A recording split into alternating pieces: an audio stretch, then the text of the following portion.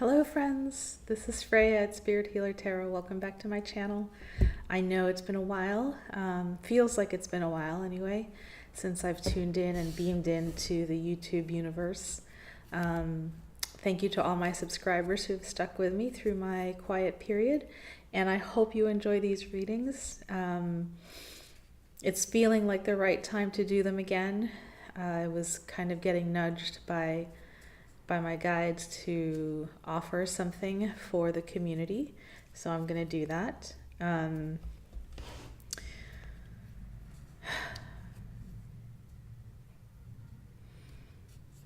Yeah, it feels like it's the right time to offer something around where you find yourself now in the changes that have occurred through the last couple of months. Eclipse season was pretty intense. I tend to say that a lot. Eclipse season is really intense, but seriously, it was really intense. So I hope you enjoy these. I hope that your life is in a good place after eclipse season, after all the reviewing and all the letting go and all the this works for me, this doesn't work for me, truth telling. Eclipse season can be a time of truth telling. So I hope you're feeling okay, solid, and if not, well then I hope you get something here that helps you on your path. For those who are new to my channel, this is a channel for people who are on a spiritual journey, who know they're on a spiritual journey, and who are looking for messages and guidance and assistance in order to walk their journey in a good way. So that's the intention for these readings.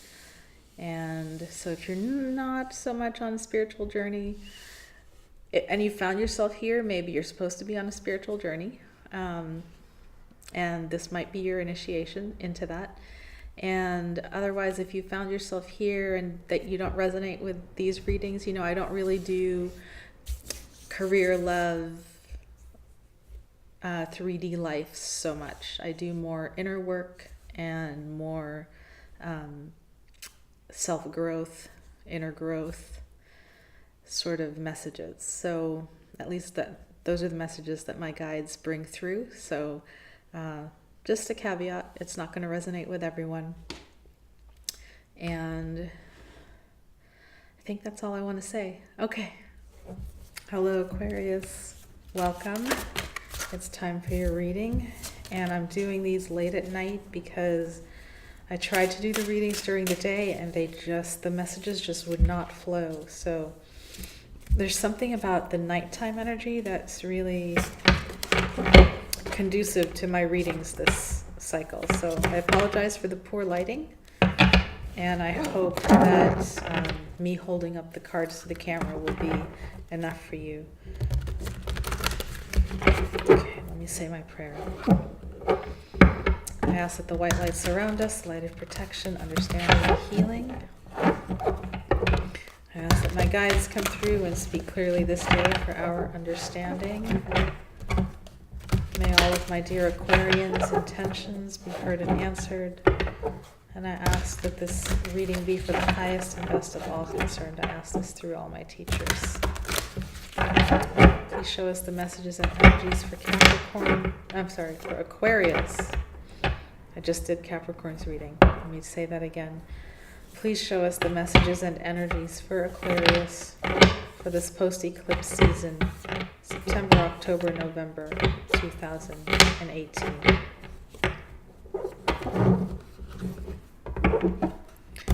And as I shuffle, I just ask my guides to please close and bar all the gates, entrances, and passageways to any negative or malevolent energies that might seek to insert themselves into this space or be attracted to the space. May they simply bounce off the field we've created and go to where they're best suited. I hope. Okay.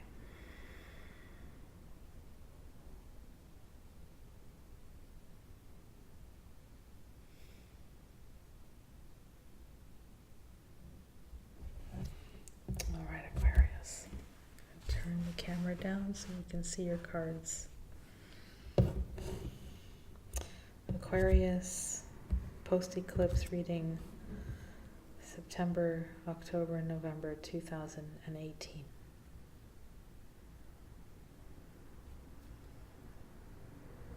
Okay, that's the card. Let me tune in.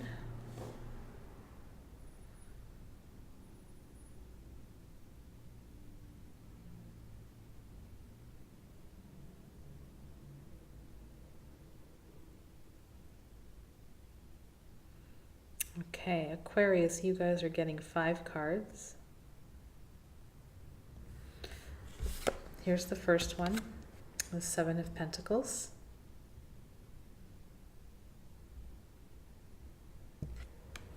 That's where you find yourself having landed after eclipse season.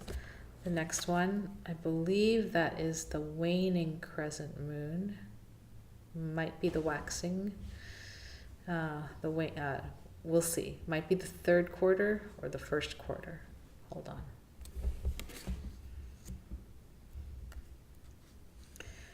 The next card is, wow, okay. It's the other one. It's the other moon cycle. Move this over so you can see.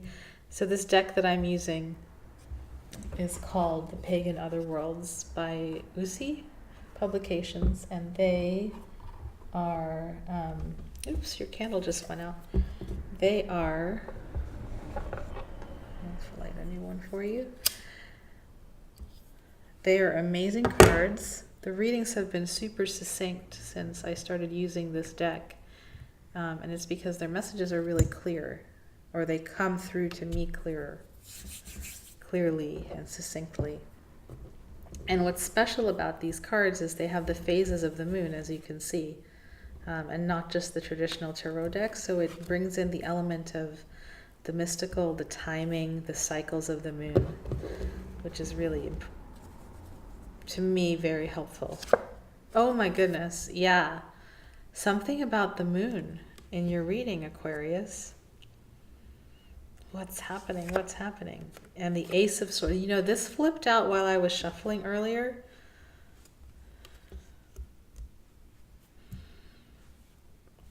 Okay, so I'm going to have to really hone in to my guides for their guidance. Let me see what the bottom of the deck is for you. Woo! Wow. This was the bottom of the deck. Page of Wands. In reverse. Okay. Apologies for that. I'm going to pick up that other card and then start over. Okay, thanks for bearing with that explosion of cards.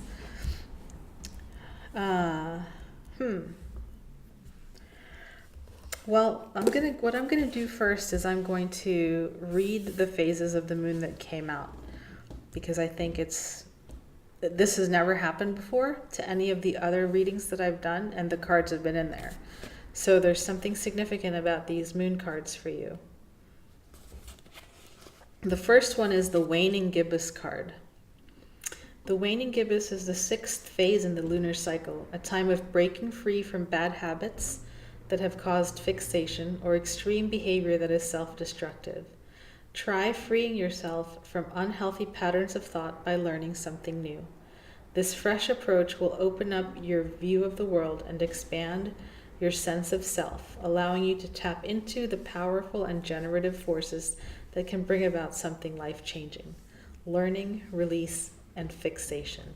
And this is the card, this is the phase of the moon that comes right after the full moon. So the moon becomes full and then it begins to wane. And this is the first card of the waning cycle. Okay? And then you have this card, which is the opposite. Let me read that one.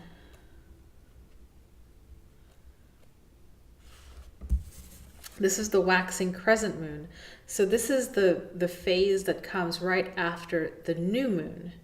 So the waxing crescent is the second phase in the lunar cycle.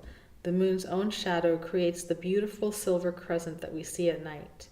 This is a time of using the tools and ideas you have gathered around you to attract what you need in the month ahead in order to bring about whatever goals or intentions you want to manifest. Attraction, gathering, and intentions. So this one is about releasing. This one is about attracting. And let's see, half moon. What does the half moon have to tell us? Oops. So this is actually the last quarter. The last quarter moon has a powerful feeling of destiny to it. Whatever ideas we have put into place have moved out into the world and are taking shape, forming a gravitational pull of their own. Chance, serendipity, and forces beyond our control are working upon us, moving us in directions we hadn't planned. This is a time to release our grip and to let these forces move through us. It is a time to see if what we have been working on will have a life in the world and connect us to something bigger and more rewarding. Chance, serendipity, connection. And then you have the Ace of Swords in reverse and the Seven of Pentacles flanking these moon cards. So for you, Aquarius, what I'm getting is that this is really a time when you're being pulled by destiny. You really can't do much more than ride the wave of what's happening in your life right now. This is about learning from the past, breaking free of bad habits. This is about taking what you've learned and using it to attract what you want, putting it out there. And then this is about what I just read, that it's a destiny card, right? You're going to see whether what you have released and what you have attracted is coming to fruition or will have a life of its own. And that's kind of what this period is for you, because we have the Seven of Pentacles. I'm going to try and get it to lighten up the screen. See if I'm moving it will lighten the screen for you. Okay, maybe not. Seven of Pentacles. You're looking at an investment you've made, and you're asking yourself, is this going to come to be? Is this going to move from the 7 to the 8 to the 9 to the 10 of Pentacles? And that's exactly what the moon cards are saying. So it's a double message of evaluating and releasing what doesn't work, bringing in what you can to attract what you want.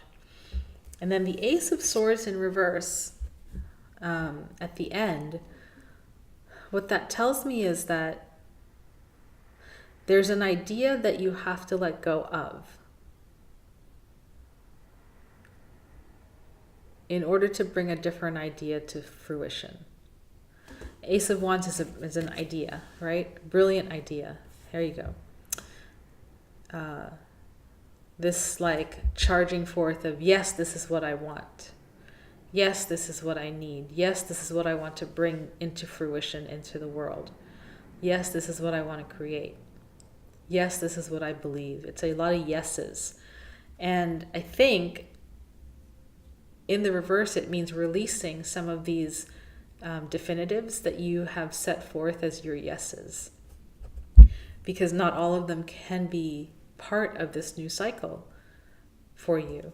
Some of them are self-destructive habits, not good for you.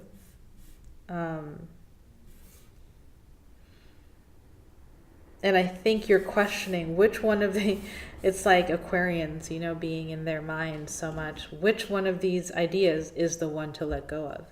Which is the one that won't come to fruition, right? Page of Wands in reverse, that message that just won't. You don't want to receive that is the idea that's just not going to come to fruition. Which one should I release? That's what you're questioning. So you're examining your beliefs and you're questioning right now which one to let go of and which ones to move forward with. It's a time of questioning for you, Aquarius. And I'm not surprised, because you are the social agents of change on the planet. It's all about the big questions for you. Okay, so during your questioning period, we're going to ask the Goddess Guidance Oracle cards to give us a helping Goddess spirit, helping Goddess energy to assist you on this questing journey.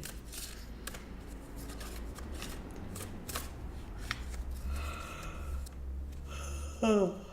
Ooh. Talk about releasing. Green Tara, start delegating. Oh, what does it say? Sorry. Ask others, including me, to help you instead of trying to do everything yourself. Okay. Green Tara. I don't pull her very often, but for me, when I see the word start delegating, it means start releasing those things that aren't for you to be holding anymore. Start delegating them to other people. Give away things that, no longer match the idea of who you are. This is no longer me, is what this card is saying. This is no longer me. This is no longer my idea. This is no longer my belief. I'm giving it away to someone else who can use it. That goes for ideas. It goes for clothing. It goes for books. Relationships. Start delegating responsibilities, that are no longer yours to hold or to carry. You can let them go. Start delegating them to other people, and know that it's okay to do that. I'm actually going to read what it says for you for the Green Tara card.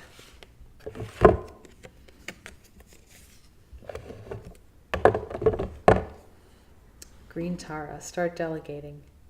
When you feel resentment in your heart because you're carrying more than your share of the load, you're doing no favors for anyone, including yourself. You need to ask for help to ensure that you have private time for contemplation and rest. One of the reasons why I'm able to sit so peacefully is that I know the secret of true productivity. It doesn't come through struggle or strife. Rather, it comes from a clear and focused mind that's unchallenged by indecisiveness. You see, making decisions is the shortest route to triumphant passages. Once you make up your mind, the rest follows quite naturally. I therefore urge you to sit quietly and follow the footsteps of your mind. Be open to your heart's meanderings. They will quietly lead you to make your most important decisions, and the rest will fall into place. Okay. Other meanings of this card: don't try to be Superman or Superwoman.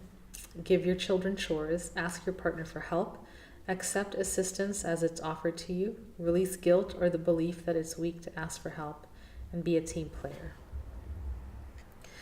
Green Tara is a Hindu and Buddhist goddess whose name means star in the ancient Sanskrit language. Her many personality aspects are represented by different colors. Green Tara is known for being a speedy helper who offers emergency aid and provides rapid understanding of situations and relationships. She rescues us by empowering us to save ourselves. Okay, Aquarius, I will leave you with that. It seems like you've got a lot of decisions to make in your work life as well as in your relationship lives.